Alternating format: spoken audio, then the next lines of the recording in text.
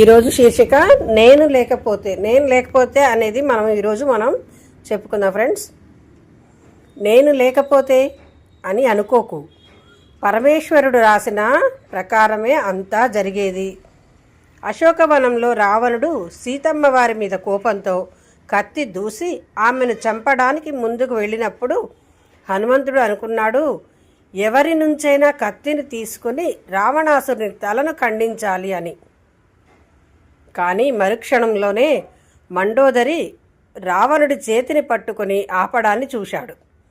ఆశ్చర్యచకితుడయ్యాడు. నేను కనుక ఇక్కడ లేకపోతే సీతమ్మను రక్షించేవారెవరు అనేది నా భ్రమ అన్నమాట అనుకున్నాడు హనుమంతుడు. బహుశా మనం కూడా ఎన్నోసార్లు ఇలానే అనుకుని ఉంటాం, నేను లేకపోతే ఎలా అని. చాలా సందర్భాల్లో మనం అనుకుని ఉంటాం కదా. సీతామాతను రక్షించే పనిని ప్రభువు ఏకంగా రావణుని భార్యకు అప్పగించాడు. అప్పుడు హనుమంతుడికి అర్థమైంది, ఎవరి ద్వారా ఏ కార్యాన్ని చేయించుకోవాలో వారి ద్వారానే ప్రభువు ఆ పని చేయించుకుంటాడు అని. మరింత ముందుకు వెళితే త్రిజట తనకు ఒక కల వచ్చిందని, ఆ కలలో లంకకు ఒక కోతి వస్తుందని, అది లంకను కాల్చివేస్తుందని, దాన్ని నేను చూశాను అని చెప్పింది. అయితే హనుమంతుడికి ఇది చాలా ఆశ్చర్యం అనిపించింది. ఎందుకంటే ప్రభువు తనను సీతను చూసి రమ్మని మాత్రమే చెప్పాడు, అంతేకాని లంకను కాల్చి రమ్మని చెప్పలేదు కదా. తాను లంకను కాల్చడం ఎలా సాధ్యం అనుకున్నాడు. అయితే త్రిజట ఇది తన స్వప్నంలో చూశాను, అంటే కలలో చూశాను అని చెప్పింది. హనుమంతుడు ధర్మమీమాంసలో పడ్డాడు. తను ఇప్పుడు ఏం చేయాలి? సరే, ప్రభువు ఇష్ట ప్రకారం ఎలా ఉంటే అలా జరుగుతుంది అనుకున్నాడు. హనుమంతుని చంపడానికి రావణుడి సైనికులు పరిగెత్తుకొని వస్తున్నప్పుడు హనుమంతుడు ఏమీ చేయలేదు, అలా నిలబడిపోయి ఉన్నాడు. అయితే ఆ సమయంలో విభీషణుడు వచ్చి, అన్నా, దూతను చంపటం నీది కాదు అన్నాడు. అప్పుడు హనుమంతునికి అర్థమైంది, తనను రక్షించే భారం ప్రభువు విభీషణునిపై ఉంచాడు అని.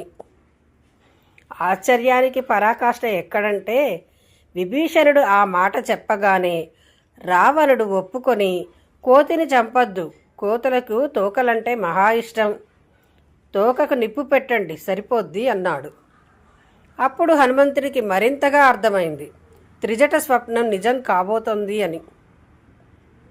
ప్రభువు నాకే చెప్పి ఉంటే నేను ఎక్కడి నుంచి నూనె తీసుకురావాలి, ఎక్కడి నుంచి గుడ్డలు తీసుకురావాలి, ఎక్కడి నుంచి నిప్పు తీసుకురావాలి, ఎప్పుడు లంకను తగలబెట్టాలి, ఆలోచనల పరంపరతో ఆశ్చర్యంలో మునిగిపోయాడు. పరమాశ్చర్యం ఏమిటంటే వాటన్నిటికీ ఏర్పాట్లు రావణుడే స్వయంగా చేయించాడు. అంటే రావణునితో కూడా తన పనిని చేయించుకోగలిగిన తన ప్రభువు తనకు లంకను చూసిరా అని మాత్రమే ఆజ్ఞాపించటంలో ఆశ్చర్యం ఏముంది? అందుకే ప్రియ భక్తులారా, ఒకటి గుర్తుంచుకోండి, ప్రపంచంలో జరుగుతున్నదంతా ఈశ్వరేచ్ఛ ప్రకారమే జరుగుతుంది. మనమంతా కేవలం నిమిత్త మాత్రం. అందువల్ల నేను లేకపోతే ఏమవుతుందో అన్న భ్రమలో ఎప్పుడూ పడవద్దు. నేను గొప్పవాడిని అన్న గర్వము పడవద్దు.